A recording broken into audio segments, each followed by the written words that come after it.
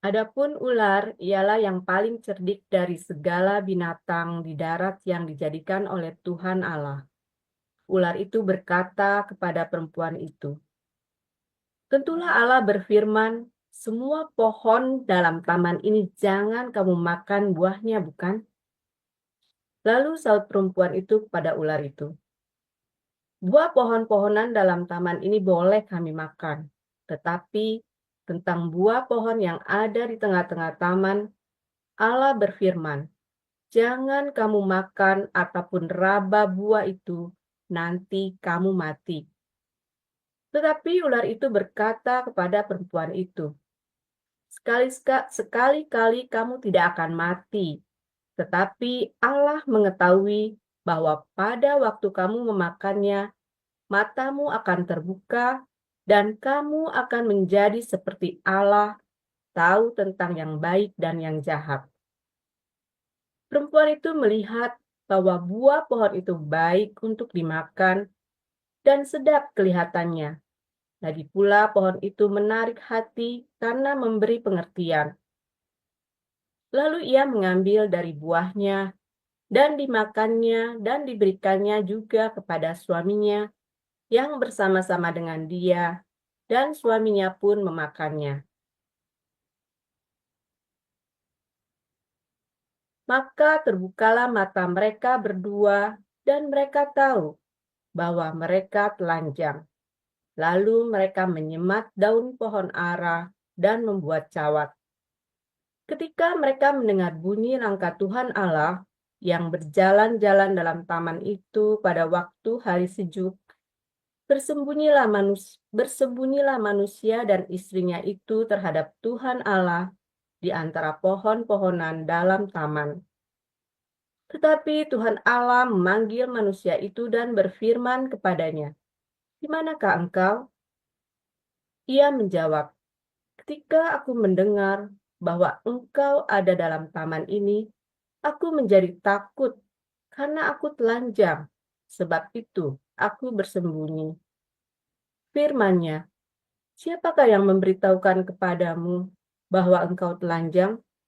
Apakah engkau makan dari buah pohon yang kularang engkau makan itu?" Manusia itu menjawab, "Perempuan yang kau tempatkan di sisiku, dialah yang memberi dari buah pohon itu kepadaku, maka aku makan." Kemudian berfirmanlah Tuhan Allah kepada perempuan itu, "Apakah yang telah kau perbuat ini?" Jawab perempuan itu, "Ular itu yang memperdayakan aku, maka aku makan." Lalu berfirmanlah Tuhan Allah kepada ular itu, "Karena engkau berbuat demikian, terkutuklah engkau di antara segala ternak dan di antara segala binatang hutan. Dengan perut mula engkau akan menjalar dan debu tanahlah akan kau makan seumur hidupmu. Aku akan mengadakan permusuhan antara engkau dan perempuan ini, antara keturunanmu dan keturunannya. Keturunannya akan meremukkan kepalamu, dan engkau akan meremukkan tumitnya." Firman-Nya kepada perempuan itu, "Susah payahmu waktu mengandung akan kubuat sangat banyak. Dengan kesakitan engkau akan melahirkan anakmu, namun engkau akan birahi kepada suamimu dan ia akan berkuasa atasmu." Lalu firman-Nya kepada manusia itu, "Karena engkau mendengarkan perkataan istrimu dan memakan dari buah pohon yang telah kuperintahkan kepadamu, jangan makan daripadanya, maka terkutuklah tanah karena engkau, dengan bersusah payah engkau akan mencari rezekimu dari tanah seumur hidupmu. Semak duri dan rumput duri yang akan dihasilkannya bagimu, dan tumbuh-tumbuhan di padang akan menjadi makananmu. Dengan berpeluh engkau akan mencari makananmu, sampai engkau kembali lagi menjadi tanah, karena dari situlah engkau diambil. Sebab engkau debu, dan engkau akan kembali menjadi debu." Manusia itu memberi nama Hawa kepada istrinya, sebab dialah yang menjadi ibu semua yang hidup. Dan Tuhan Allah membuat pakaian dari kulit binatang untuk manusia dan untuk istrinya itu, lalu mengenakannya kepada mereka. Berfirmanlah Tuhan Allah, "Sesungguhnya manusia itu telah menjadi seperti salah satu dari kita, tahu tentang yang baik dan yang jahat. Maka sekarang jangan sampai ia mengulurkan tangannya dan mengambil pula dari buah pohon kehidupan itu dan memakannya, sehingga ia hidup untuk selama-lamanya. Lalu Tuhan Allah mengusir dia dari Taman Eden, supaya ia mengusahakan tanah dari mana ia diambil. Ia menghalau manusia itu, dan di sebelah timur Taman Eden ditempatkannya lah beberapa kerub dengan pedang yang bernyala-nyala dan menyambar-nyambar untuk menjaga jalan ke pohon kehidupan. Demikian. Ya, silakan Bu Yohana, Wahyu 22. Makasih Pak. Akan saya lanjutkan pembacaan kita Wahyu 22. Demikian firman Tuhan. Lalu ia menunjukkan kepadaku sungai air kehidupan yang jernih bagaikan kristal dan mengalir keluar dari tahta Allah dan tahta anak domba. Di tengah-tengah jalan kota itu, yaitu di seberang menyeberang sungai itu, ada pohon kehidupan yang berbuah 12 kali tiap-tiap bulan sekali. Dan daun pohon-pohon itu dipakai untuk menyembuhkan bangsa-bangsa. Maka tidak akan ada lagi laknat. Tahta Allah dan tahta anak domba akan ada di dalamnya, dan hamba-hambanya akan beribadah kepadanya. Dan mereka akan melihat wajahnya, dan namanya akan tertulis di dahi mereka. Dan malam tidak akan ada lagi di sana. Dan mereka tidak akan memerlukan cahaya lampu dan cahaya matahari, sebab Tuhan Allah akan menerangi mereka, dan mereka akan memerintah sebagai raja sampai selama-lamanya. Lalu dia berkata kepadaku, perkataan ini tepat dan benar. Dan Tuhan Allah yang memberi roh kepada para nabi telah mengutus malaikatnya untuk menunjukkan kepada hamba-hambanya apa yang harus segera terjadi. Sesungguhnya aku akan datang segera. Berbahagialah orang yang menuruti perkataan-perkataan nubuat kitab ini. Dan aku, Yohanes, akulah yang telah mendengar dan melihat semuanya itu. Dan setelah aku mendengar dan melihatnya, aku tersungkur di depan kaki malaikat yang telah menunjukkan semua itu kepadaku untuk menyembahnya. Tetapi ia berkata kepadaku, jangan berbuat demikian. Aku adalah hamba, sama seperti engkau dan saudara-saudaramu dan para nabi dan semua mereka yang menurut segala perkataan kitab ini. Sembahlah Allah. Lalu ia berkata kepadaku, jangan memeteraikan perkataan-perkataan nubuat dari kitab ini, sebab waktunya sudah dekat. Barang siapa yang berbuat jahat, biarlah ia terus berbuat jahat. Barang siapa yang cemar, biarlah ia terus cemar. Dan barang siapa yang benar, biarlah ia terus berbuat kebenaran. Barang siapa yang kudus, biarlah ia terus menguduskan dirinya. Sesungguhnya aku datang segera, dan aku membawa upahku untuk membalaskan kepada setiap orang menurut perbuatannya. Aku adalah Alfa dan Omega, yang pertama dan yang terkemudian, yang awal dan yang akhir. Berbahagialah mereka yang membasuh jubahnya. Mereka akan memperoleh hak atas pohon-pohon kehidupan dan masuk melalui pintu-pintu gerbang ke dalam kota itu. Tetapi anjing-anjing dan tukang-tukang sihir, orang-orang sundal dan orang-orang pembunuh, penembah-penembah berhala, dan setiap orang yang mencintai dusta dan yang melakukannya tinggal di luar. Aku, Yesus, telah mengutus malaikatku untuk memberi kesaksian tentang semuanya ini kepadamu bagi jemaat-jemaat.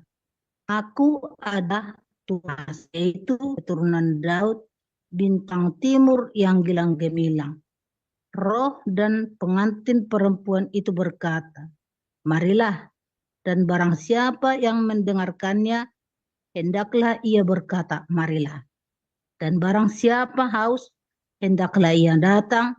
Dan barang siapa yang mau, hendaklah ia mengambil air kehidupan dengan cuma-cuma. Aku bersaksi kepada setiap orang yang mendengar perkataan-perkataan nubuat dari kitab ini.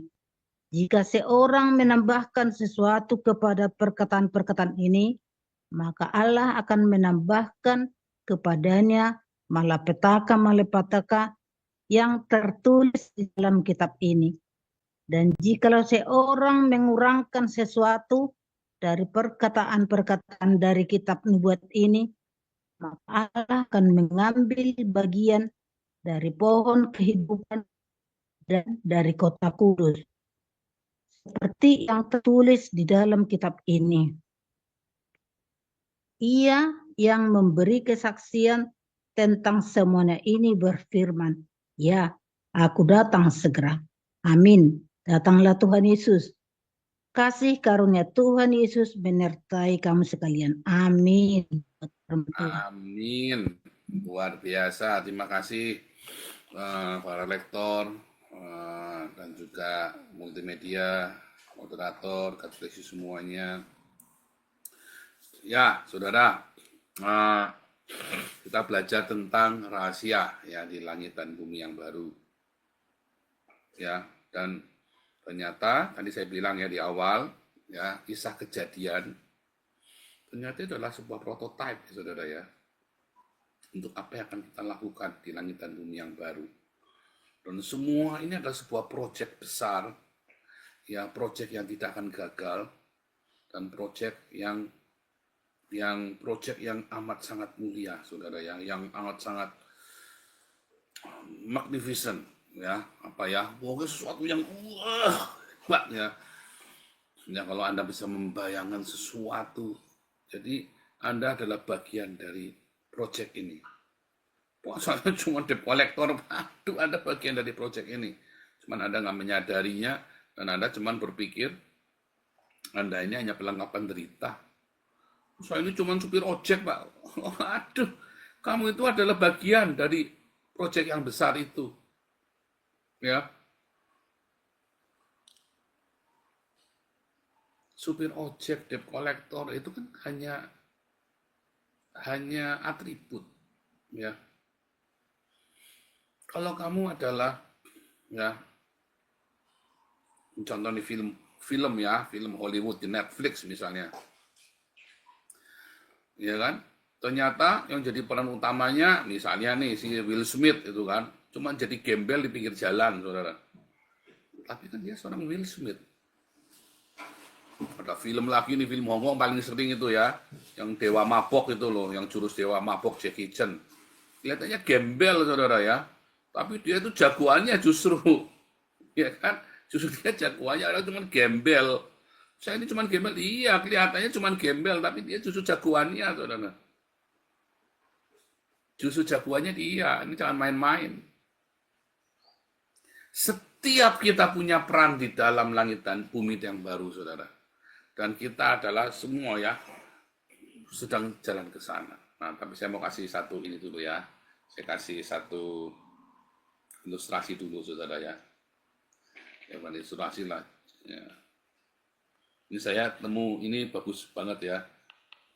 Langit dan bumi yang baru ya.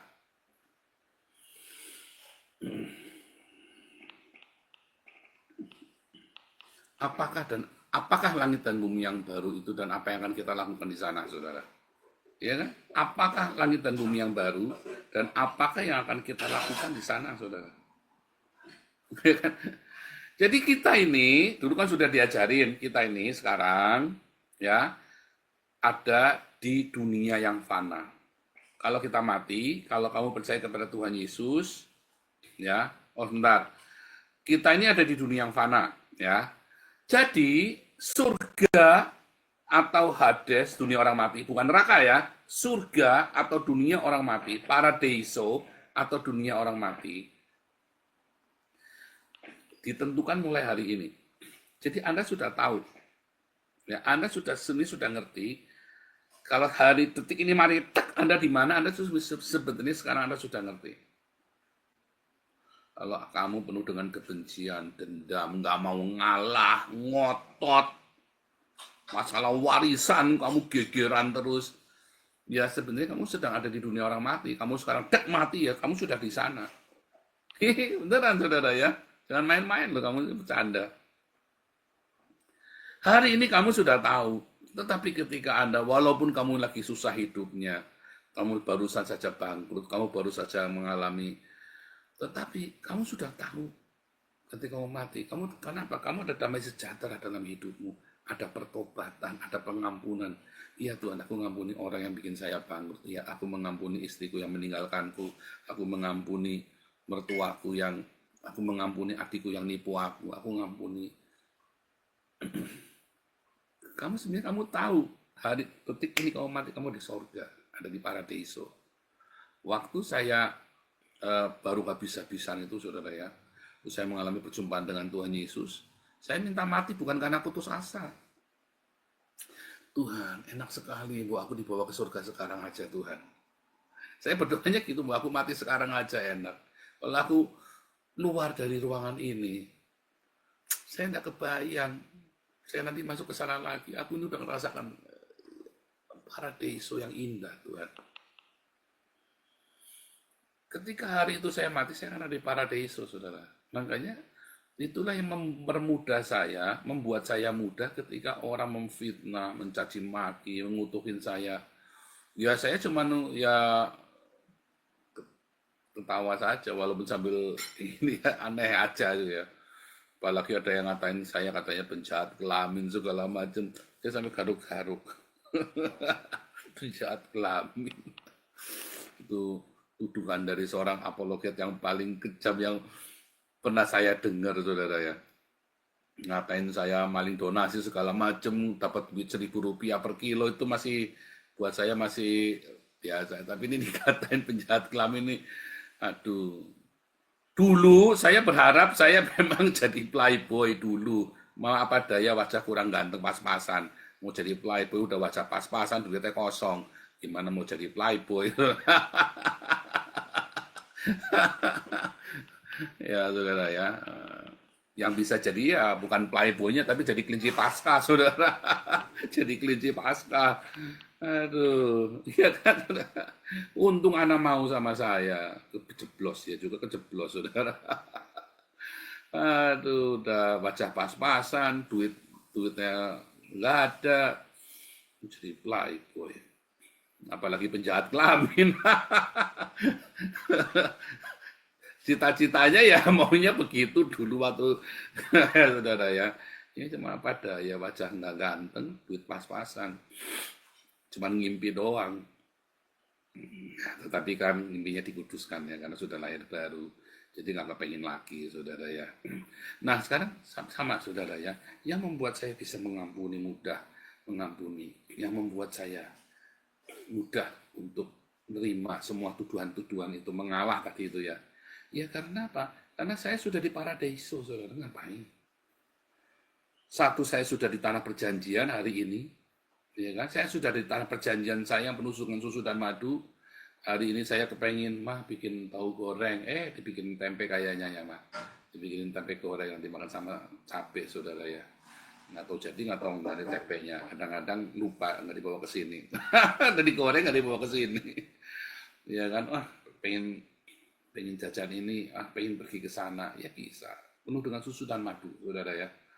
Lalu ketika ada orang iri sama saya, dia melemparkan fitnah kepada saya, ya enggak apa-apa, enggak usah dipusingin. Tetap saya bisa tidur, ya kan? Begitu ya kemarin ya, ada lagi, gara-gara saya bilang Hagios Mega Church, ya Owen kejang-kejang, saudara. Ini Pak David juga malah mengaminkan kita akan sukseskan proyek Hagios Mega Church. Rupanya si Owen nggak dengarkan isinya apa, diceritain kemana-mana, oke dengan nada yang nyinyir ya, itu bikin kejang-kejang, saudara. Terus apakah kita perlu marah? Ya nggak perlu marah. Ya kita kan sudah ada di tanah perjanjian penuh dengan susu dan madu, saudara ya. Enggak. Seenak-enaknya orang-orang yang nyinyir sama saya tetap hidupnya lebih enak saya, saudara. tetap hidupnya lebih enak dari saya, tetap hidupnya lebih enak. Sehingga apakah saya perlu marah? Kan nggak perlu. Karena kita sudah dari paradiso. Nah, itu contohnya ya. Tapi kalau Anda dikit-dikit ngamuk, difitnah dikit, wah kurang ajar nih, wah, ya, tadi aku nggak mau ngalah nih. Ya, pasti Anda ada di, hidupnya ada di Hades. Ya, pasti Anda hidupnya di Hades. Tak jamin itu, saudara. Ya. Oke ya. Kemudian kita lanjut. Jadi kita ini sudah ada di kata Tuhan Yesus, kalau kamu tidak percaya kepadaku, artinya kamu tidak mau menerima kasih karunia-Ku, ya kamu sudah ada di bawah penghukuman. Kalau kamu tidak mau menerima kasih karunia Tuhan, artinya tandanya salah satunya apa? Kamu mudah mengampuni, saudara. Tapi kamu sulit mengampuni, ya berarti kamu sekarang belum terima kasih karunia. Kalau kamu hari ini dalam kondisi sulit mengampuni, kamu pasti belum menerima kasih karunia Tuhan, saudara. Pasti. Ya. Berarti pasti kamu lagi di Hades sekarang. Wah, aku ini Kristen, Pak, sudah baptis Roh Kudus, santai kucing, saudara. Kamu belum. Kan sebenarnya kamu tahu masih rebutan warisan.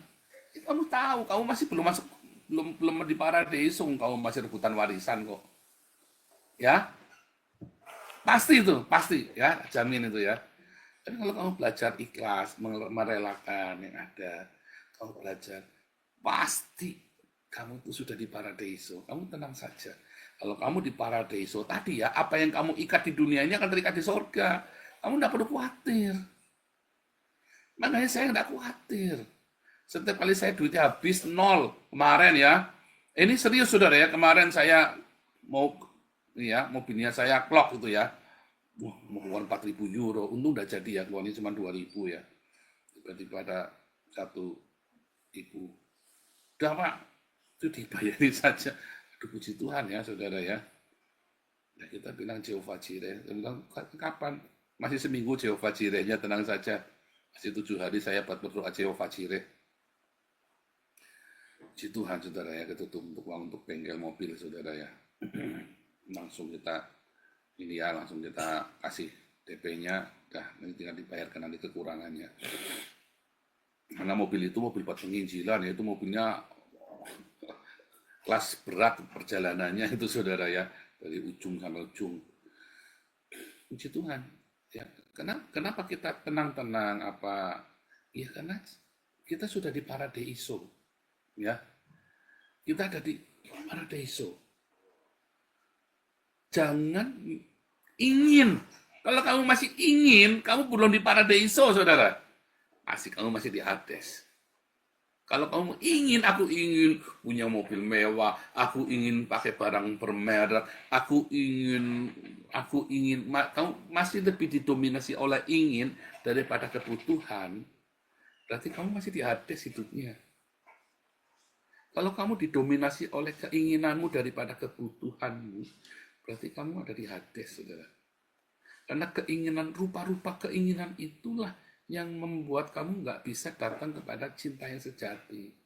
Tapi kebutuhan Allahku kan mencukupi kebutuhanku menurut kekayaan dan kemuliaannya, bukan keinginanmu, saudara.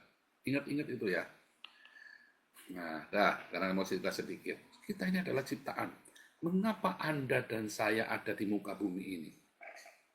Jawabannya kalau ditanya macam, wah kemarin saya tanya ya di komunitas di Den Haag kemarin ya. Jawabannya macam-macam. Ini orang-orang homeless ya saudara ya. Ini orang-orang homeless. Ini ya saudara ya. Sebentar ya.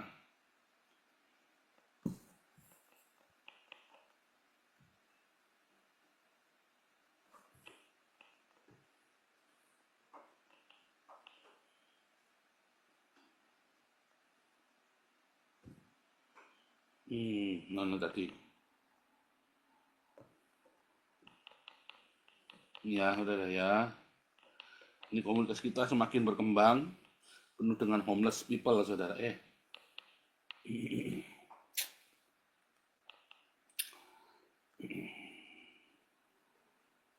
Ya, saudara ya. Kita sekarang 80% ya yang datang bukan orang Indonesia lagi ya. Tapi 80% itu orang-orang, ini sudah mulai ya, ini Martin udah berapa kali datang ya, Martin udah yang ketiga, Core ini kemarin tahun baru pertama, ini yang kedua ya, Core dan Mina. Terus kita kemarin ada satu lagi, orang baru lagi, Derek, ada Erwin, ini sudah yang rutin ya, tiap minggu datang Erwin, ada Karel, Sadi, anaknya sekarang main drum di tempat kita, ya. Terus ada Peter yang kita baptis ya, tiap minggu pasti datang, nggak pernah absen Peter itu ya. Terus siapa lagi itu? Erwin, Peter, apa namanya, si Jansen, ya Ricardo, Rames, Rusni hari ini nggak datang. Ada orang baru lagi, Gayatri, orang Surinam, India Surinam ya. Ini orang-orang ini ya, saudara ya. Kita ada sekarang kemarin 30 orang yang datang, saudara ya. 80% dari homeless semua. Dan saya senang. Berarti proyek kita sudah mulai hasil. Nah ini ya saudara ya, kemarin kita ada komunitas. Dan saya tanyakan pada mereka satu-satu, ini orang homeless saja pikirannya bisa macam-macam ya. Kenapa kamu ada di muka bumi? Pikirannya aja bisa macam-macam saudara mereka. Dan rata-rata blank. Kalau saya tanya ke Anda pasti jawabannya macam-macam.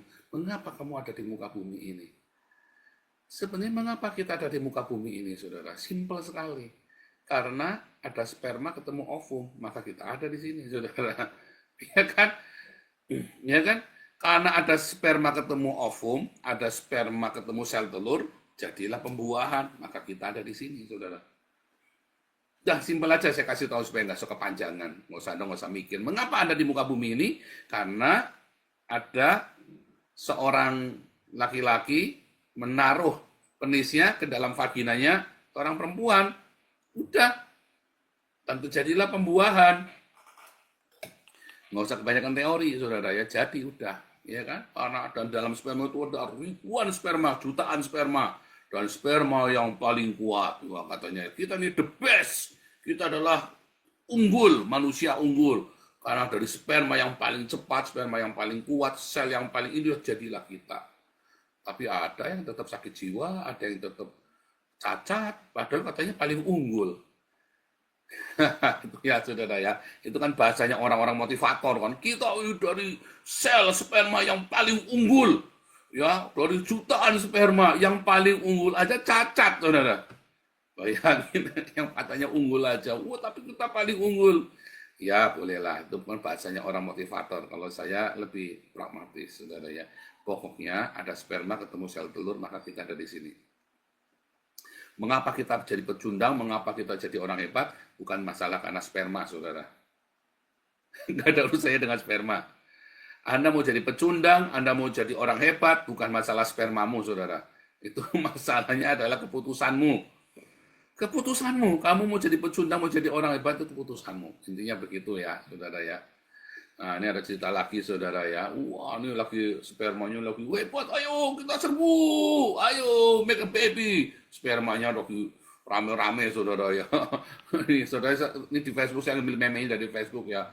Wih, bener nggak nih arahnya ke sini nih? Kok kayaknya nggak kelar-kelar, muter-muter aja nih kita nih. Muter-muter nih, ini jutaan sperma nih. I can't believe that we didn't, kenapa kita nggak nyampe-nyampe ya? Mana nih? Waduh, man.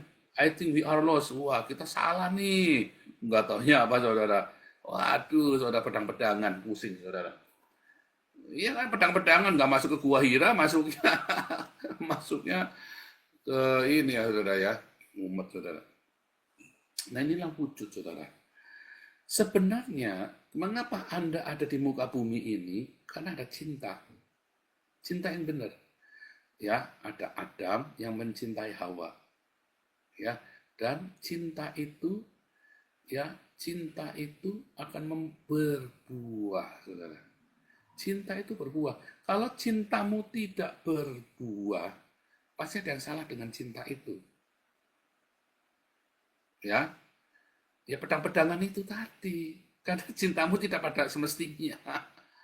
Ya, ini salah satu cinta yang korup, makanya nggak bisa berbuah. Gimana mau caranya berbuah, pedang-pedangan, mau taruh di mana, ditosok di mana itu nggak akan berbuah. Makanya Adam dan Hawa itu ketika di Taman Eden, ya, ketika mereka masih di Taman Eden, mereka tidak punya anak dan tidak akan punya anak. Karena ketika di Taman Eden, mereka tidak butuh punya anak. Mereka kekal, saudara, hidupnya. Mereka dilatih untuk bisa bertahan hidup, survive. Ya kan? Mereka diajari, mengenali orientasi, saudara. Semua yang ada di muka bumi ini. Ini tanaman, ini binatang, tanaman ini macamnya, ini binatang. Mereka diberi tugas memberi nama. Kata namanya memberi nama, disesuaikan. Nggak mungkin, saudara, ada pohon yang berbeda, kasih nama yang sama. Ini mangga juga. Anda ngelihat ini ya buahnya mulus, oh mangga. Oh, ada lagi ya buahnya berduri, ini mangga. Ada 2 mangga, saudara. 2 jenis tanaman yang berbeda, kamu kasih nama yang sama. Nggak mungkin. Makanya disuruh diberi nama untuk mengenali, ini berbeda loh sama ini. Makanya dikasih nama masing-masing. Binatang-binatang juga sama, dikasih nama masing-masing. Ya kan? Untuk memberi nama. Mengapa nama? Karena dari definisinya kita mengenali. Itulah Adam dan Hawa di muka bumi ini, saudara. Ketika masih di Eden, diajarin untuk mengenali. Ya, diajarin. Nah, kemudian mereka punya tugas yang harus apa, saudara? Untuk mengelola bumi dengan cinta, dan mereka tidak bisa mengelolanya sendirian. Makanya mereka harus berkembang biak. Ya, karena mereka tidak mampu mengelola sendirian. Dan untuk bisa berkembang biak, maka mereka harus apa, saudara? Harus berhubungan seks. Masalahnya tidak ada seks di surga. Tidak ada seks di Taman Eden. Bagaimana kamu bisa berkembang biak tanpa seks? Makanya kamu harus memutuskan. Kamu mau berbagi cintamu untuk seluruh dunia ini, atau kamu cuma mau seneng-seneng aja.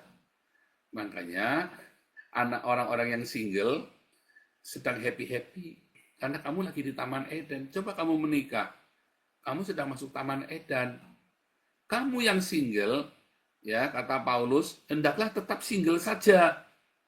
Kecuali kamu berpikir, ini ada bahaya nih kalau saya single terus nih. Nanti ada percabulan, perzinahan.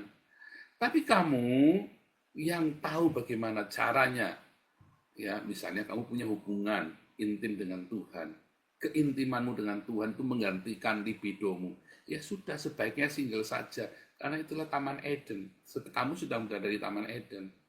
No woman, no cry. Itu, saudara ya. Kamu sedang di Taman Eden, saudara.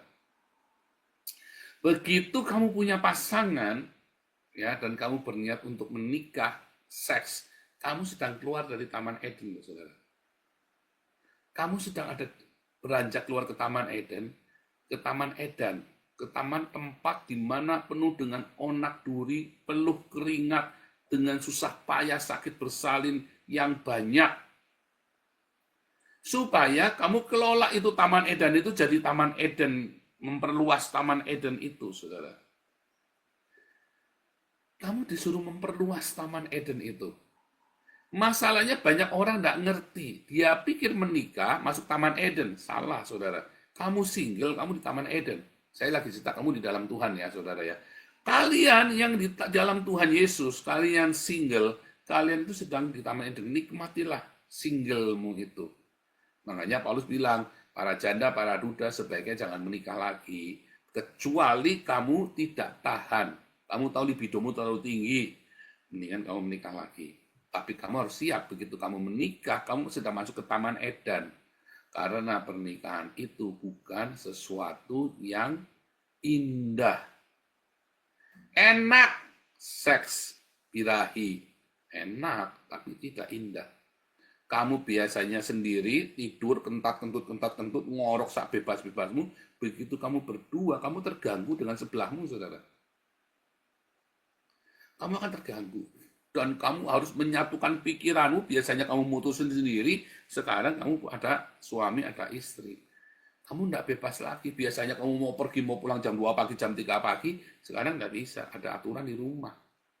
Apalagi nanti punya anak, punya segala macam, ada semua, dan kamu bisa konflik tiap hari. Itulah Taman Eden. Tadinya kamu baik-baik saja, saudara. Tiba-tiba sekarang kamu jadi ruwet. Itulah Taman Eden. Dan kamu jangan berharap kamu akan diselesaikan itu dengan mudah. Suami istri yang berharap menyelesaikan konflik dengan mudah, kamu ngimpi. Tidak ada yang mudah. Karena Tuhan berkata, penuh dengan onak duri, penuh keringat. Kamu harus mengerjakan dunia yang kacau balau itu, taman yang ya hutan belukar itu, kamu harus jadikan taman. Kamu yang menjadikannya penuh dengan onak duri, penuh dengan penderitaan, penuh dengan sakit, pain, ya. No woman, no cry, ya. Tapi no woman, no happy juga, saudara. Jadi, di situ kamu, ya, berdarah-darah. Sampai kamu ciptakan pernikahanmu menjadi Taman Eden. Dan setelah jadi Taman Eden pun harus tetap dirawat. Ya. Nah, itulah tugasmu, saudara. Nah, tetapi tugas itu seringkali kita salah, saudara ya. Coba kita balik dulu, bentar. Lihat ya. Pada mulanya Allah menciptakan langit dan bumi. Ini teori lama ya. Apa namanya? Bible studi lama ya. Kita sudah belajar. Barang siapa tidak mengasihi, ia tidak mengenal Allah, sebab Allah adalah kasih.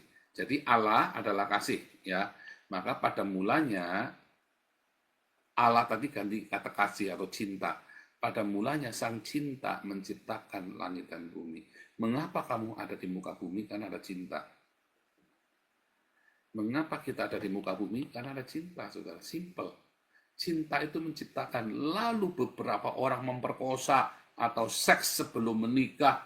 Nafsu bukan cinta. Lalu lahirlah anak-anak manusia yang tidak dengan cinta tapi dengan nafsu, saudara. Dan sejak itu semua cinta di muka bumi itu menjadi korup, menjadi nafsu. Dan orang berpikir itulah cinta. Asal esek-esek, gubrak-gubrak. Makanya kan dalam bahasa Inggris, making love kan, membuat cinta, making love. Ya, hubungan seks itu namanya making love. Kalau orang-orang Cina itu bilang coai, kerja cinta, coai. Yuk kita ke Alexis. Di sana pandai-pandai ngomongnya selalu bilang coai, saudara. Coai. Ai itu cinta ya. Bagus ya, katanya bagus ya. Makanya orang-orang itu, orang-orang Cina benteng atau orang-orang Cina kota itu, kalau lagi manggil pacarnya, kekasihnya kan manggilnya apa? Ai kan. Aini kan. Aini itu aku cinta kamu. Cintaku itu Aini. Aku cinta kamu gitu ya. Aini, ai. Kalau saya kan manggil istri saya kan sayang gitu kan. Coai, kerja cinta. Di pelacuran loh, coai, kerja cinta. Apa cinta di sana? Bukan nafsu, saudara. Making love, itu di red light. Let us making love. Apa making love, saudara? Bukan making love. Kamu sedang making nafsu, saudara. Making lust, bukan love. Jadi kalau Anda bilang ML itu making love, bukan. ML itu making lust. Kamu sedang kerja dengan nafsu. Ya, saudara, cinta itu menciptakan langit dan bumi, tapi nafsu itu merusak. Makanya kamu menghasilkan generasi yang rusak. Kamu punya generasi yang nggak baik. Kamu punya anak-anak yang nggak baik. Karena kamu tidak membuat cinta, kamu membuat nafsu. Tadinya mau enak, keluarnya anak. Dan kamu tidak mau tanggung jawab. Kamu maunya enak-enak terus, saudara. Kamu tidak mau anak-anak, sehingga kamu jadi seperti anak-anak. Pikirannya kamu, nggak tanggung jawab. Ya kan? Karena kan kamu mau enak-enak kan, bukan mau anak-anak kan? Nah, itu ya. Nah, itu masalahnya. Pada mulanya, sang cinta menciptakan langit dan bumi. Tetapi kemudian nafsu itu merusaknya, saudara. Hawa nafsu itu merusak, saudara. Bukan nafsunya Hawa, enggak ada urusannya dengan nafsunya Hawa. Itu kadang-kadang bahasa Indonesia juga salah ya. Hawa nafsu. Nafsunya Hawa memang apa salah dengan nafsunya Hawa? Apakah Adam dan Hawa itu keluar dari Eden karena dosa? Ya bukan. Karena mereka sepakat untuk mengelola bumi ini dengan cinta, saudara. Dan untuk mengelola bumi nggak mungkin Adam dan Hawa sendirian. Dia harus punya anak-anak yang banyak, harus punya bolo-kurowo, saudara. Harus punya banyak sekali anak. Makanya mereka bikin anak, ya kan? Untuk bikin anak. Di dalam perjanjian lama, ya, berkat ya orang yang saling mencintai, maka berkatnya adalah anak. Ya, dalam perjanjian lama. Kalau ada orang mandul, itu aib, terkutuk, saudara. Artinya cintanya itu enggak jadi anak, terkutuk. Ya, itu dalam perjanjian lama. Tetapi kalau Anda melihat dalam perjanjian baru, itu cinta itu bukan kamu tidak ada tuntutan lagi untuk punya anak biologis. Tidak ada tuntutan untuk melahirkan anak-anak, saudara. Beda dengan di perjanjian lama. Di dalam perjanjian baru, bahkan ketika di dalam perjanjian lama, Kejadian 1 ayat 26 sampai 28, berkembang biaklah, beranak cuculah. Tetapi di dalam perjanjian baru, di dalam Yohanes 1, dikatakan anak-anak Allah bukan hasil dari keinginan seorang laki-laki. Bukan dari lust, tetapi dari anak-anak karena percaya kepada nama Yesus. Jadikanlah semua bangsa muridku. Kita sedang diberi tugas untuk menjadikan seluruh bangsa ini menjadi anak-anak Allah. Pendahuluannya. Jadi di dalam perjanjian lama, ketika kamu disuruh berkembang biak, artinya penis masuk vagina, saudara. Ya, keintiman antara laki-laki dengan perempuan. Keduanya akan menjadi satu daging. Tetapi di dalam perjanjian baru, rahasia ini besar. Efesus 5 ayat 32. Namun aku sedang ini rahasia dari Kristus dengan jemaatnya, katanya Paulus. Keintimanmu dengan Kristus akan menghasilkan jiwa-jiwa, saudara. Keintiman kita dengan Kristus itu akan menghasilkan jiwa-jiwa. Di dalam perjanjian lama, di dalam langit dan bumi ini, ya, maka kita disuruh mengelola dengan melahirkan anak-anak jasmania, untuk mengelola dengan cinta loh seharusnya, tetapi akhirnya cintanya jadi korup, ya, cintanya jadi korup karena seorang Kain yang tidak punya cinta, dia tidak beriman, dia tidak melakukan tugasnya semestinya, dia tidak beriman, dia tidak bekerja dengan sungguh-sungguh, dan dia kemudian dirasuk oleh hawa nafsunya, saudara. Hawa nafsunya itu membajak pikirannya, membajak hidupnya. Hawa nafsu itu tidak salah. Yang salah ketika hawa nafsu itu, kamu tidak menguasai hawa nafsu, tapi hawa nafsu yang menguasai kamu. Dan itulah yang membuat kamu tidak bisa datang sama Tuhan. Makanya kebutuhan itu tidak salah, saudara. Anak kita butuh sekolah. Kita butuh makan, kita butuh menikah, ya kan? Kita butuh uang, kita butuh rumah, kita butuh. Tetapi kamu harus membedakan, kamu butuh atau kamu kepengin. Butuh itu tidak salah, saudara. Yang salah itu kamu ingin, kamu kepengin, sampai ngebet, sampai kamu tidak bisa kuasai kepenginanmu. Sampai kalau perlu ngutang, sampai kalau perlu kamu kredit, cicilannya matanya sampai mencicil. Itu yang salah. Makanya tahun 2025 ini tadi saya sudah bilang. Ya, beberapa orang sudah saya nasihati.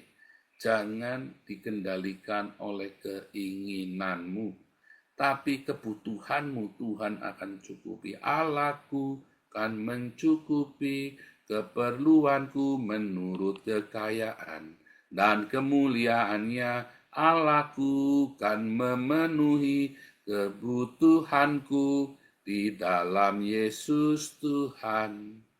Kebutuhanmu, saudara. Keperluanmu, bukan keinginanmu. Nah, Kain ini menciptakan keinginan. Ketika Adam dan Hawa diberi tugas, ya, dan mereka punya kebutuhan, ya kan? Seks itu adalah sebuah kebutuhan untuk berkembang biak. Kain tidak bisa menguasai kebutuhannya. Ini kebutuhannya menguasainya dia, malah jadi keinginan. Jangan sampai kebutuhanmu itu menjadi kuasa atasmu, sehingga kamu jadi keinginan yang amat sangat, dan kamu tidak bisa kendalikan. Aku pengen anakku sembuh, sampai kamu kudu korupsi. Aku pengen anakku sehat. Aku pengen, ya itu tadi ya, saudara ya. dan seterusnya. Jadi hati-hati saudara ya. Masa kurang jelas saya ngomong ini, diulangi lagi saudara berkali-kali. Bahkan termasuk ketika kamu pengen sembuh dari sakitmu, itu sembuh bukan karena bukan karena kebutuhanmu saudara, tapi karena keinginanmu. Setelah sembuh aku akan memuliakan Tuhan. Kebanyakan setelah sembuh nggak memuliakan Tuhan. Setelah sembuh malah pergi ke Alexis rajin, saudara. Tambah perkasa karena minum obat terus. Hati-hati saudara ya. Jangan sampai kesembuhanmu itu adalah keinginan dagingmu saudara. Makanya seringkali Tuhan nggak sembuhkan kamu. Karena itu adalah dagingmu yang perlu sembuh. Tapi kalau itu perlu, Tuhan akan sembuhkan kamu saudara. Ya. Nah, ini kita masih baru pengantar saudara ya. Di dalam perjanjian baru ya, tadi ya, kebutuhan kita akan seks untuk berkembang biak menjadi sebuah kebutuhan rohaniah, saudara. Yaitu untuk kita bermultiplikasi jiwa-jiwa. Orientasinya kita bagaimana kita bisa menjadikan sebanyak mungkin orang menjadi anak-anak Allah. Yaitu menjadi murid Kristus, orang yang percaya di dalam namanya, katanya Yohanes 1 ayat 12. Orang-orang yang percaya dalam namanya disebut anak-anak Allah. Bagaimana kita memberitakan ya supaya semua orang ini menjadi murid Kristus, menjadi anak-anak Allah. Ya kan? Yang hidup tidak menurut keinginan dagingnya lagi, tidak menurut karena ingin, tetapi karena kebutuhan dan keperluan saja, dan kebutuhan asal ada makanan dan pakaian cukuplah. Itulah bedanya perjanjian lama dengan perjanjian baru, saudara. Bagaimana multiplikasi cinta? Cintanya sama. Apa yang memotivasimu atas kebutuhanmu itu? Cinta atau nafsu? Tadi ya, apa yang memotivasi hidupmu, saudara? Cinta atau nafsu? Kebencian atau cinta? Pengampunan? Mengapa kamu tidak bisa mengampuni? Karena kamu belum punya pengampunan dari Tuhan. Makanya kamu nggak bisa ngampuni kan sampai sekarang. Padahal mengampuni itu lebih mudah daripada membenci, daripada dendam. Iya kan? Kalau kamu dendam, kamu benci, kamu harus punya segala macam skenario ya untuk mengatasi kebencianmu atau untuk bisa melampiaskan kebencianmu. Tapi kalau kamu mengampuni, cuma sebuah keputusan dan perkataan statement, I forgive you, aku mengampuni kamu. Bahkan satu tindakan kalau perlu kamu memberkatinya, memberi makan musuh-musuhmu, saudara. Ya, memberkati, jangan mengutuk. Nah, di muka bumi ini, Tuhan ciptakan langit dan bumi yang sekarang ini adalah sebuah proyek besar, saudara. Di mana kamu akan mempunyai cinta yang paling murni. Pada mulanya sang cinta menciptakan langit dan bumi. Saudara. Di langit bumi yang sekarang, kamu butuh cinta. Dan cinta itu kan terus diuji, dimurnikan. Harus dimurnikan cinta itu. Kalau kamu nggak tahu, ya cinta itu harus diuji terus-menerus, saudara. Sampai seperti emas murni cinta itu. Di hidupmu dimurnikan. Jadi ketika kamu mengalami badai pencobaan, kamu mengalami banyak sekali, itu untuk mengikis kedaginganmu. Semua yang kamu bilang ingin, kamu akan bilang apa? Serahkanlah segala pengertianmu kepada Tuhan. Serahkan sama Tuhan. Ikhlaskan, relakan.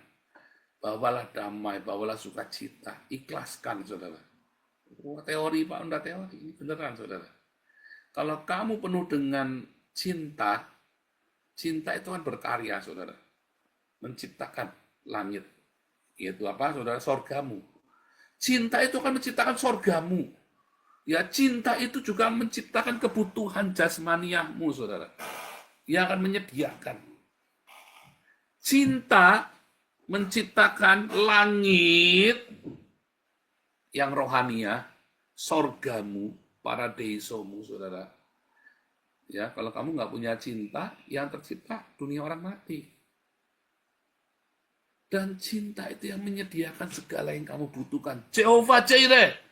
Kalau kamu nafsu, Ya, bukan Jehovah Jireh, kamu kudu serakah, kamu kudu tadi rebutan warisan, gegeran. Karena kamu kan kepengen ini, kepengen itu kan. Tapi kalau cuma kamu butuhnya saja, ya saya cuma butuh sebutuhnya saja, ya sudah, segitu saja. Asal ada makanan dan pakaian cukuplah. Cinta itu yang akan menciptakan surgamu, saudara. Cinta itu yang akan mencukupkan kebutuhanmu secara jasmaninya.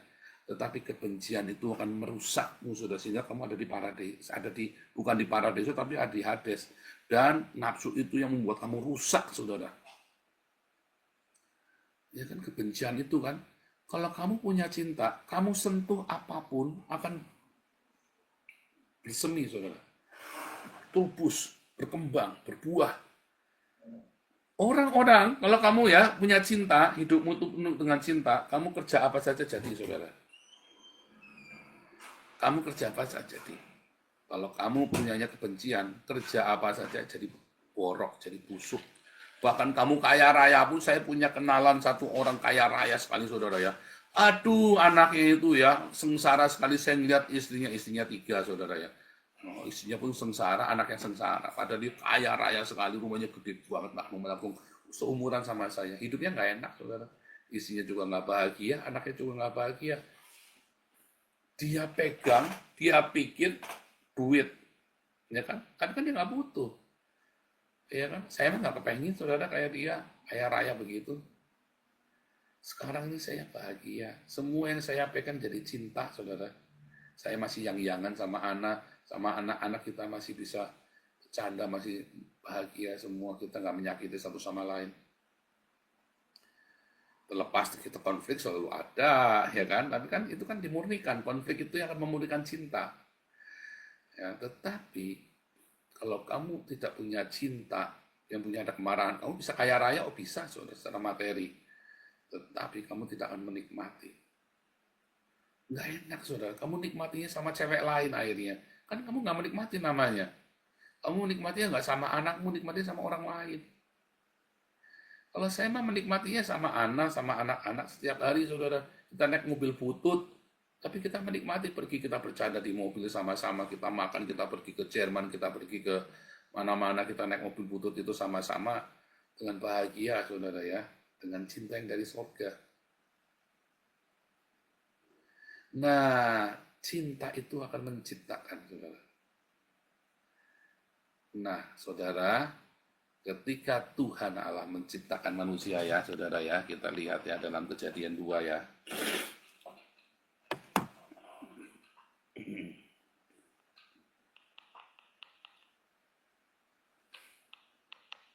Nah, ini ya.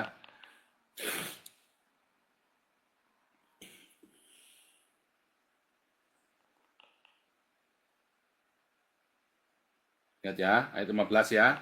Kejadian 2 ayat 15. Tuhan Allah mengambil manusia itu dan menempatkannya dalam Taman Eden untuk mengusahakan dan memelihara.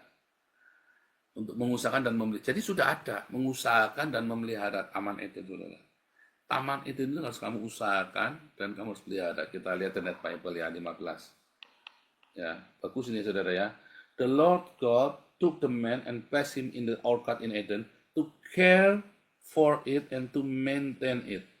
Di dalam Taman Eden, kamu harus take care, gitu ya, dan maintain, merawat, bukan to create, to make, ya kan?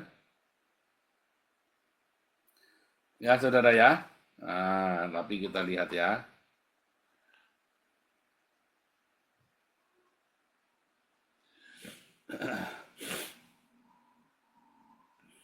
Nah ya, Kejadian 1 ayat 26 ya.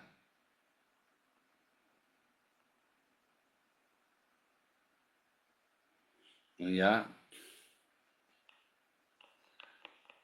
Then God said, let us make humankind in our image after our likeness, so they may rule over the fish of the sea and the birds of the air, over the cattle and over all the earth and over all creatures that move. Supaya dia rule, membuat aturan, membuat hukum. Supaya manusia itu membuat hukum atas alam semesta ini, saudara. Ya. Di Taman Eden itu sudah ada hukumnya, saudara. Ya kan? Tetapi begitu kamu keluar dari Taman Eden, kamulah yang bikin hukum itu. Makanya seluruh makhluk menanti-nantikan saatnya anak Allah dinyatakan. Roma 8 ya, 15 kalau nggak salah. Dan yang kedua, saudara ya, yang kedua, yang paling penting, kita disuruh memberitakan Injil kepada seluruh makhluk, saudara. Karena kitalah yang membuat hukum bagi dunia ini. Kitalah yang membuat hukum. Tuhan menaruh Torahnya di dalam hati kita. Lalu kita membuat hukum bagi dunia ini. Nah, hukum itu apa? Cinta. Masalahnya kita gagal untuk memelihara cinta itu, saudara. Teori ya, kita bilangnya cinta. Oh, ini beneran, saudara. Hari ini kamu semua, ya, yang bolak-balik bangkrut, yang kamu bolak-balik ya cerai, yang bolak-balik kamu keluarganya berantakan, sakit penyakit tak karu-karuan, kamu kurang cinta, saudara. Karena hidupmu lack of love. Kamu kurang cinta. Coba miliki cinta yang melimpah dalam hidupmu, saudara. Miliki cinta yang melimpah. Kamu pegang apa aja, saudara, jadi indah. Kamu pegang apa saja. Kamu pegang pekerjaan yang berantakan, keluargamu yang berantakan, ya, apapun yang kamu sentuh, saudara, akan berbunga, berbuah kalau kamu punya cinta yang melimpah. Kalau cintamu nggak melimpah, kamu pegang apa aja rusak. Pegang apa aja rusak. Kamu yang sekarang bangkrut, bolak-balik bangkrut, kamu bolak-balik sial, kamu yang 2024 dan tahun sebelumnya kamu bolak-balik sial. Karena kamu kurang cinta melimpah dalam hidupmu. Atau kamu cintamu pura-pura, nggak murni. Pokoknya kamu kurang cinta. Oh, tapi saya ini orang selalu perhatian sama temennya loh. Tapi jauh jodoh, jauh rezeki, siapa bilang? Saudara, nggak mungkin. Karena dia nggak murni, saudara. Kalau orang yang melimpah dengan cinta, ya, hidupnya itu akan bukan secara pasif ya, saudara ya. Tapi justru hidupnya kan banyak jadi berkat.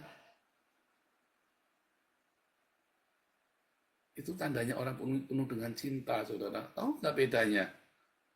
Ya, beda. Kamu bukan mengharap diberkati terus, bolak-balik kamu pengennya diberkati. Tapi kamu jadi berkat, saudara. Dari mana ya kita punya kepikiran bikin proyek ini ya, donasi sebesar ini ya. Sampai 30 miliar udah kita sekarang ya, kita ada 4 yayasan. Sampai sebegitu besar. Dari mana ide? Dari cinta. Dari sang cinta, saudara. Nah, itulah. Tapi kalau kamu hidupnya penuh dengan kemarahan, kebencian, dendam, keinginan awan, maka kamu pegang apa aja ya jadi runyam. Mungkin pekerjaanmu berhasil, keluargamu berantakan. Mungkin kamu kaya raya, tetapi akhirnya kamu penuh dengan sakit penyakit, kamu banyak nyakitin orang juga. Tapi kalau kamu penuh dengan cinta, ya, kelihatannya kamu miskin, tapi kamu memperkaya banyak orang dan kamu hidup di dalam kelimpahan. Padahal kamu rajin berdiakonia loh. Diakoniamu bukan, apalagi diakonia, kamu rajin diakonia, tapi duitnya bukan duitmu. Ya kan? Kamu rajin berdiakonia, foto-fotonya iya kamu rajin, tapi bukan duitmu. Anda para diaken-diaken Damaris, bikin kamu sendiri, ya, setelah kamu kan mendapat bagian dari Damaris, mendapat margin. Kamu juga harus sisakan margin itu, kamu harus belajar berbagi sendiri, saudara. Berbagi sendiri dengan tulus hati tanpa mengharap-harap dapat donasi segala macam. Kayak saya pun sama, kita punya proyek diakonia sendiri yang dana pribadi saya sendiri. Itu adalah trigger, saudara. Ya. Nah, ketika di dunia ini, ya, kita disuruh berkembang biak dan kita dimurnikan, semua adalah karena cinta. Kita punya hukum, berkuasalah. Artinya kita punya hukum. Kenapa disuruh berkembang biak? Kalau di dalam perjanjian lama kamu suruh multiplikasi secara biologis, dalam perjanjian baru kamu disuruh bermarturia. Karena kita nggak bisa sendirian. Cinta itu membutuhkan komunikasi. Cinta itu membutuhkan komunitas, saudara. Jadi kalau kamu yang merasa sudah di sorga, tapi karena kamu sendirian, kamu takut gesekan sama orang, takut berkonflik dengan orang, kamu bohong. Kamu bukan di sorga, kamu itu lagi menutup diri, kamu lagi onani, bermasturbasi, saudara. Wah, aku ini sudah di paradise, tapi kamu sendirian, mau hidupnya kamu takut konflik sama orang. Kamu sedang onani di kamarmu, saudara. Karena suami istri pasti berkonflik. Tidak ada suami istri tidak berkonflik. Tapi karena dia berkonflik, maka seksnya jadi enak, saudara. Suami istri yang tidak pernah berkonflik, seksnya garing, saudara. Coba kamu kalau habis bertengkar, berhubungan seks. Ya, suami-suami, istri-istri, kalau habis bertengkar, jangan enggan berhubungan seks, saudara ya. Berhubungan seks setelah bertengkar, lebih enak, saudara. Lebih ganas gitu ya. Lebih hot. Kenikmatannya justru karena Tuhan berikan enak-enak itu, saudara, supaya ketika berkonflik itu tensinya turun, dilepaskan, ya kan, melalui libidonya itu, ya saudara ya, dalam kemarahannya itu. Jadi jangan malah menjauh, lagi jengkelan malah menjauh, tetap berhubungan seks, saudara, ya kan. Nah, saudara, itu di dalam perjanjian lama, tapi di dalam perjanjian baru, maka hubungan keintiman kita dengan Tuhan Yesus dan tubuh Kristus ini bukan intim secara badani ya, tetapi ketika ada konflik dan kita tetap mengasihi, itu nanti akan berbuah cinta. Bukan hanya dalam keluarga kandung, tetapi dengan komunitas ini. Makanya para pengurus kita ya, hari nanti kalau keburu nanti saya umumkan ya, saudara ya, pengurusnya ya. Yang bisa tolong dibuatkan di itu. Saya udah tak kasih yang di PowerPoint dulu yang biar kita tampilkan. Pengurus yayasan. Semua. Benar, 3 tak kirim dari ke WhatsApp kamu. Nah, jadi saudara, konflik-konflik di tengah-tengah kita itu justru untuk memunculkan cinta itu. Kamu kalau tidak ada konflik, bagaimana orang tahu kamu saling mencintai apa enggak? Kalau nggak ada konflik, bagaimana kamu tahu ada pengampunan di situ atau enggak? Bohong kamu kalau semuanya baik-baik saja. Terus kamu bilang karena kita saling mencintai maka kita nggak ada konflik. Bohong. Mungkin kamu diktator atau pura-pura budek. Atau kamu sembunyi. Bohong. Di dalam konflik itu cinta itu nyata. Di dalam konflik itu pengampunan itu nyata, saudara. Kalau nggak ada konflik, tidak akan ada pengampunan. Kalau tidak ada konflik, cinta itu yang sejati itu tidak akan pernah nyata. Di mana kedurhakaan banyak, disitulah cinta, kasih karunia melimpah, saudara. Itu yang benar. Makanya kamu jadi Kristen tidak diajari bertapa di Gua Hira. Kamu jadi Kristen disuruh masuk ke dunia nyata untuk menyatakan cinta itu kepada dunia. Jangan dibolak-balik, saudara ya. Nah, kemudian cinta yang nyata itu akan dipisahkan. Yang murni sama yang tidak murni dibersihkan terus, saudara. Sampai cinta yang sejati, komunitas orang-orang yang penuh cinta ini, ya kemudian membuat ya sebuah langit dan bumi yang baru. Jadi kita ngapain di langit dan bumi yang baru? Menyatakan cinta, bukan nafsu, saudara ya. Menyatakan cinta. Kalau surganya si Mamat, langit dan bumi yang baru, olah bebek genjot-genjotan, saudara. Itu nafsu, itulah nerakanya kita. Di mana nafsu kamu mau lampiaskan, ya dengan 100 orang tidak puas-puas, saudara. Sampai 100 wanita aja tidak puas, saudara, bayangin. Itu benar-benar hawa nafsu yang tak edan, saudara. Ya, kalau dulu kan saya pisahan sama anak ya, saudara ya. Saya di Bali, anak di Jakarta. Lama ya, cukup lama kita ya, hampir 2 tahun kita pisahan begitu ya, saudara ya. Kalau ketemu, saudara ya, semalam kita bisa berkali-kali, saudara. Sama saja, nafsunya dilampiaskan dalam malam itu, saudara ya. Satu malam dilampiaskan semua. Nah, itu sama saja. Nafsunya diempet, ya nanti ya, sampai sehari 100 kali saja tidak bisa habis, saudara katanya. Waktu nafsunya diempet, saudara, sampai kebayang bisa sampai berkali-kali, saudara. Itu nafsu. Ya, itulah cinta yang korup. kepada perempuan-perempuan yang berbeda. Jadi surganya Islam itu adalah neraka justru, saudara.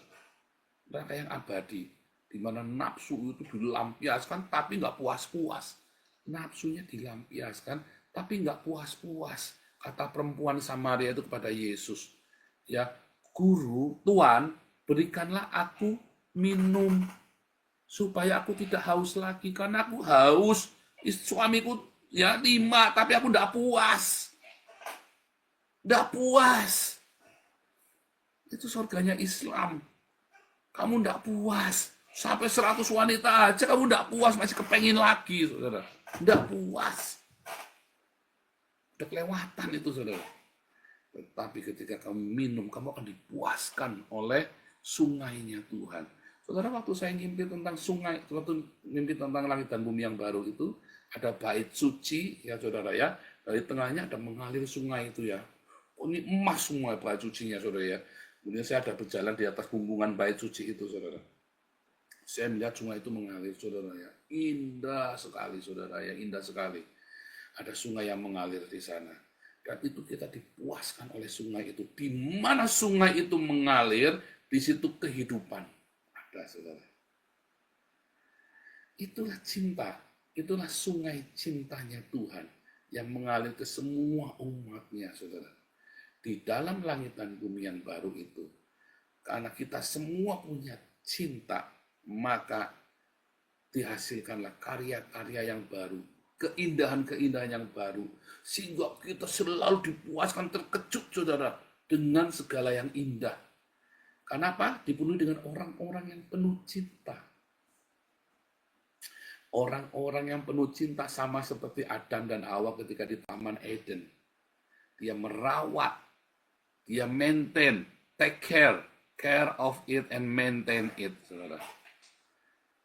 Selalu di Taman Eden dia merawat dan selalu peduli. Itulah cinta, saudara. Kamu di sana bukannya ngesek terus, nggak puas-puas. Hidupmu selalu dipuaskan tiap hari.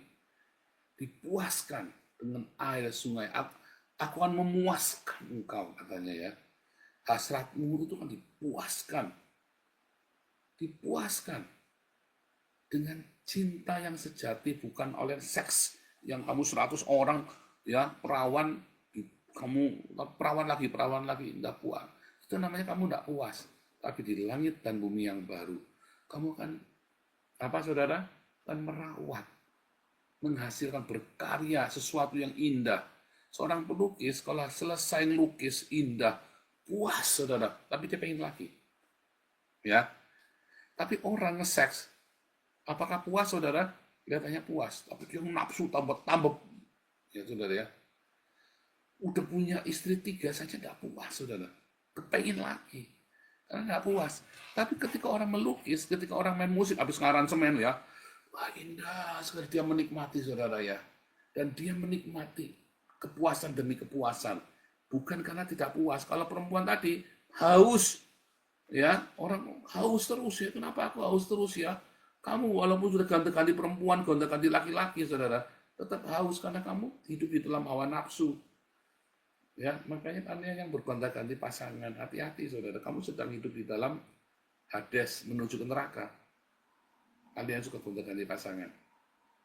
Di taman, di dalam langit dan bumi yang baru, saudara, kamu akan berkarya sama seperti seniman, sama seperti seorang pemahat yang begitu hasilnya penuh cinta itu jadi, saudara. Kamu senang, lalu kamu bikin pahatan baru lagi. Hidupmu akan selalu dipuaskan, saudara.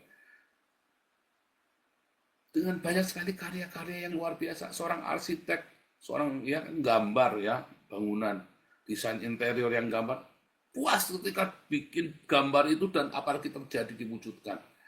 Di langit dan bumi yang baru itu ada banyak sekali keindahan yang diciptakan oleh kita, saudara. Karena kita ini penuh dengan cinta. Kita ini partner, kawan sekerjanya Tuhan. Katanya Tuhan Yesus, Bapakku masih bekerja sampai dengan hari ini. Maka aku juga bekerja melakukan pekerjaan Bapakku. Anda dan saya adalah kawan sekerjanya Tuhan. Kita akan bekerja, saudara, melakukan pekerjaan-pekerjaan yang ajaib, yang indah. Itulah yang terjadi di dalam langit dan bumi yang baru. Pertanyaannya, apakah kamu punya cinta? Kalau kamu tidak punya cinta itu, kamu tidak akan bisa menjadi kawan sekerjanya Tuhan. Itulah rahasianya supaya kamu sembuh dari sakitmu. Itulah supaya rahasianya kamu hidup di dalam kebahagiaan, keberhasilan dalam pekerjaanmu, di dalam bisnismu, di dalam perekonomianmu, dalam keluargamu. Yang kamu sentuh akan menjadi kehidupan. Kamu sentuh apapun akan jadi kehidupan. Yang mati akan dihidupkan, saudara, oleh sentuhan tanganmu, saudara.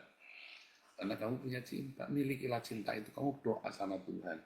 Itu pesan Tuhan buat tahun 2025 ini, saudara ya. Jangan takut, ada malaikat Tuhan yang menjaga kamu, saudara.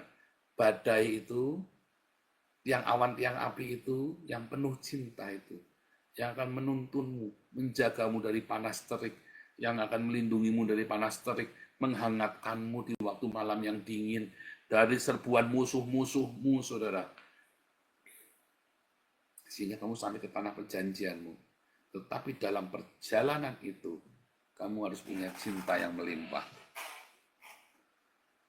Ya, maka ada Jehovah Shalom di sana. Ya, saudara ya. Coba ayat terakhir, saudara ya. Ayat terakhir ya, saudara ya. Ayat terakhir. Di dalam Keluaran 12. Ayat.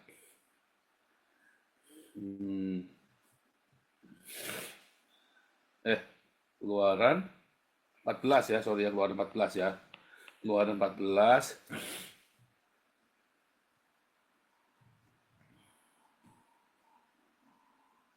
Ini ya, ayat 19 ya. Keluaran 14 ayat 19. Keluaran 19 ayat 14 ya, sebentar ya.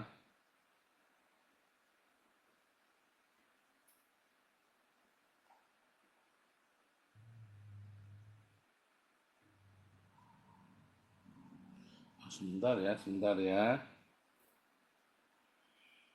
Bukan ya. Bukan Keluaran, tapi ini dulu ya, bukan Keluaran, tetapi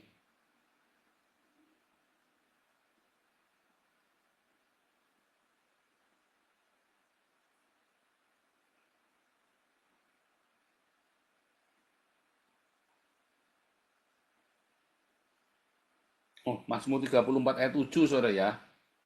Tapi ini kita baca dulu ya. Kemudian bergeraklah malaikat Allah yang tadinya berjalan di depan tentara Israel, lalu berjalan di belakang mereka, dan tiang awan itu bergerak dari depan mereka, lalu berdiri di belakang mereka. Jadi malaikat Tuhan, tiang awan, tiang api itu, badai itu ya, itu adalah malaikat Tuhan, saudara ya. Demikianlah tiang itu berdiri di antara orang Mesir dan tentara Israel.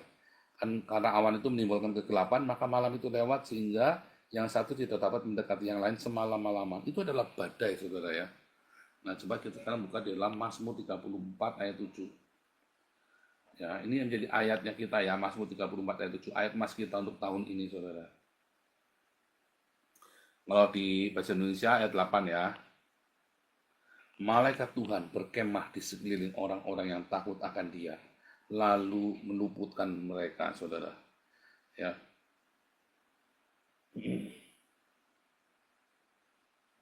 Bentar ya.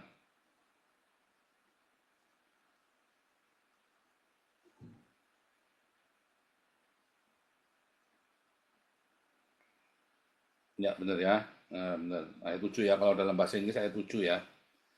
Ya. Khoneh malak Yehova saviv lirau wa haleshem, saudara ya. Maka malaikat Tuhan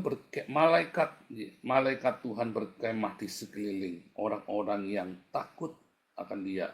Ya, tadi kata yari, tadi lireu itu, ya lireu itu dari kata tadi ya yarah tadi ya. Dari kata yare tadi ya, yareh. Tadi yang Pak Putih nanya tadi itu ya. Jadi, ya bagus sekali ya. Khonech malach Adonai, zaviv lirau, wai haleshem.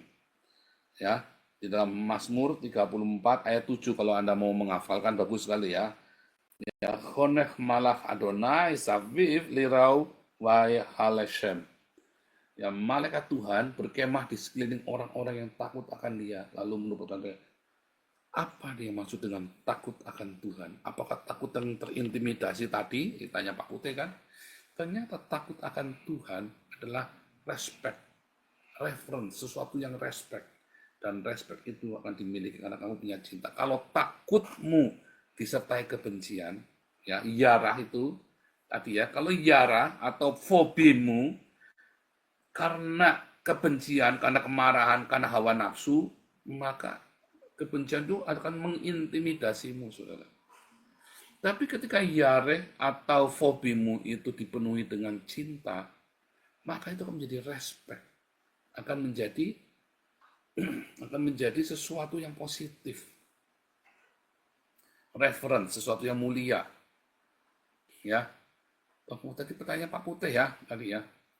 Jadi malaikat Tuhan ya berkemah di sekeliling, kata kana, ya kan?